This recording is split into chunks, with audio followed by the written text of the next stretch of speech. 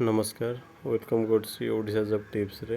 तो यहाँ देखिपे आपण मैंने डिस्ट्रिक्ट कोर्ट ऑफ झारसुगुड़ा जोटा कि बाहर वैकेंसी पिओन वैकेंसी बाहर। तो आपण मैंने जो ऑफिशियल साइट की जाइए देखिए तो यहाँ जस्ट ए बाहर पिओन वैकेंसी। तो यहाँ डिस्ट्रिक्ट सेक्शन कोर्ट हाई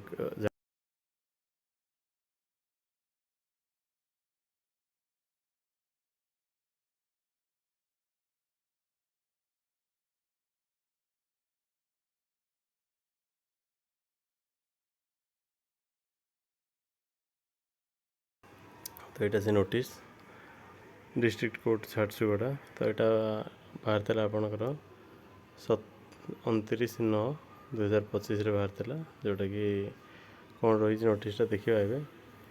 तो आपंकर रही notice of engagement of person on daily wages purely on temporary basis जोटा कि टेम्पररी बेसिस जॉबटा आपंकर रहा डेली आपंकर जॉब रहा ग्रुप डी वैकेंसी आउ employees group D vacancy method केमती रहा सिलेक्शन देखा आपको मुझे कहि स्टेप बाय स्टेप केमती आप अप्लाई करेंगे।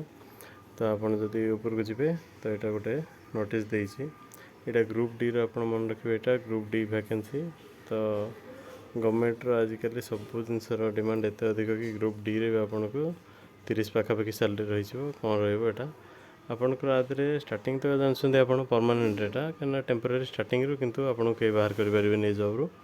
तो यहाँ आपंकर 400 दिन को आप 452 टका मैंने पाखापाखि 500 मैंने मास को कह गले 15,000 पाखापाखि आप सैलरी आसो आउपर थी मिसामिशी कर सेटा देखते ना किंतु एतिक आसो यहाँ पर आपंकर रेगुलर हो आदि आउ कौन रही केमती आप अप्लाई करेंगे आउ कौन कौन रिक्वायरमेंट कौन एलिजिबिलिटी क्राइटेरिया रही आम देखा आगू।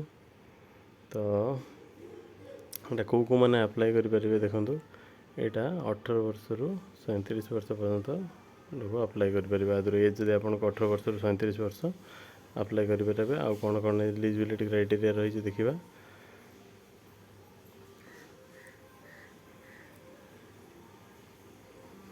देखो ये कौन रही ना आपण मस्ट भी देखो सिटीजन ऑफ इंडिया होता मैंने भारतर नागरिक होता आवश्यक।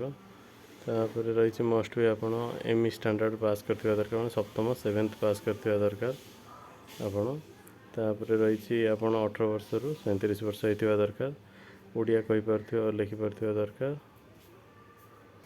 एंड आपणकर इंग्लीश नॉलेज भी दरकार जेहेतु आप कोर्टर के मैंने चाकरी करेंगे तो आप इंग्लीश कहि पारथिबा दरकार आउ कही न पारे लिखि पढ़ी पारथिबा दरकार बस ये कही पारथिबा आवश्यक नहीं केवल लिखि पढ़ी पारथिबा दरकार। लास्ट डेट आपनकर केबे कहबे मु केबे अप्लाई करेंगे 15/4 सुधा आपण एप्लिकेशन टी को सबमिट करेंगे केमती ऑफलाइन प्रोसेस हम मुझे कहीदेवी एवं आपको ये वीआई पॉइंट देखा कौन कौन सेल बी गुड कैरेक्टर आपनकर कैरेक्टर ओके थिबार अछि then sound health and free from organic defect किसी बॉडी किसी प्रोब्लेम नथिबार अछि माने आपन हेल्थ ठीक ठाक थिबार अछि। एटा next candidate can submit application office on एटा आपनकर एतिक डेट भितर सबमिट करिवार अछि जो माने सबमिट न करिवे सेटा आपनकर रिजेक्ट हो देन एप्लिकेशन इनकम्प्लीट जदि हेतबो सेटा भी आपनकर रिजेक्शन रो चांस बनिबो।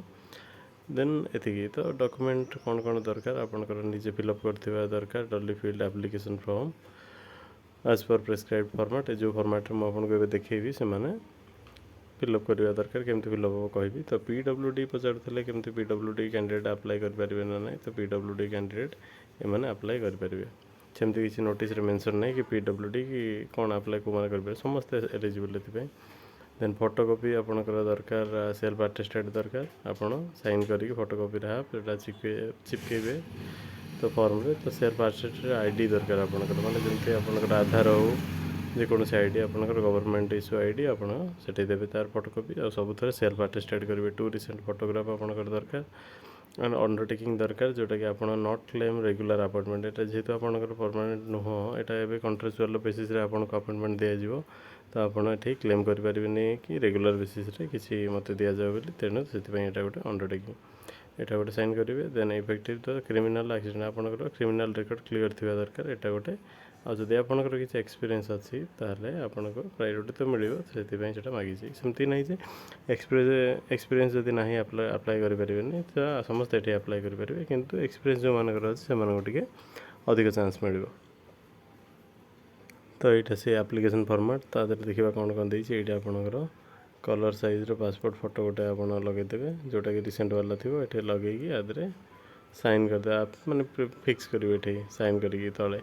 तो आपणकर ब्लॉक लेटर आपणकर ना ये रहा जहाँ भी ना रहा फादर्स नेम कि हजबैंड नेम ये रहा। नेक्स्ट आपणकर मेल फीमेल ये देवे। नेक्स्ट कैटेगरी आपणकर UR SC BC SC ST एमाने ये देवे से कैटेगरी ये लिखे मेंशन करेंगे यूआर जार थी यूआर एमती लिखे। देन आपणकर मैरिटल स्टेटस आप टिक चिन्ह मारिपारे आउ डेट ऑफ बर्थ रे आप निजर डेट ऑफ बर्थ फिल करेंगे तो आपन को एज केते 15/4/2025 सुधा ये मेंशन करेंगे। परमानेंट एड्रेस आपणकर ये रहा। देन प्रेजेंट एड्रेस ये आपणकर रहा। कॉन्टैक्ट नंबर आपणकर रहा जब आप सिलेक्शन होती तो ये कॉन्टैक्ट करेंगे। तो रिलीजन आपणकर रहा समस्त रिलीजन हिंदुइज्म रहा। नेशनलिटी इंडियन रहा। एक्सपीरियंस जब किसी अच्छे आप पारे लिस्ट ऑफ कौन कौन सब आप जहाँ जहाँ सब सर्टिफिकेट ये फोटोकॉपी देवे जो मानकर 10th अच्छी +2 अच्छी कि 10th 7th जहाँ भी अच्छी मैंने 1 रे देवे 2 रे से +2 जब अच्छी देवे 3 रे से आधार कार्ड एक जहाँ सब एक्सट्रा डॉक्यूमेंट अच्छी से देवे। लास्ट को ये साइन करेंगे और प्लेस आउ डेट्र लिखिकी जो एड्रेस मुझे मेंशन करदेवी आप डायरेक्ट झारसुगुड़ा कोर्ट एड्रेस ये अप्लाई करेंगे माने पोस्टाल जाइए आप सेंड करेंगे जोटा पाखे पहुँचा दरकार। आउ ये कमटा को आप 15/4 भितर करवा दरकार 15/4 भितर आप फर्माटा को सेंड करवा दरकार। सो यहाँ थिला आपणकर पियन जोटा ग्रुप डी आपणकर वैकेंसी थिला जोटा कि झारसुगुड़ा हाईकोर्ट तरफ बाहर। सो ये टाइप नुआ नुआ जॉब अपडेट ओडिशा रे जेको जॉब अपडेट जब बाहर मो चैनल अपडेट करुँची आपण मैंने सब्सक्राइब कर दिंतु नोटिफिकेशन को भी क्लिक करूँ जहाँफल कि आपन पाखे नुआ नुआ अपडेट कि नुआ वैकेंसी जहाँ सब आसो बाहर आपण पाखे आप देखिपारे। Thank you.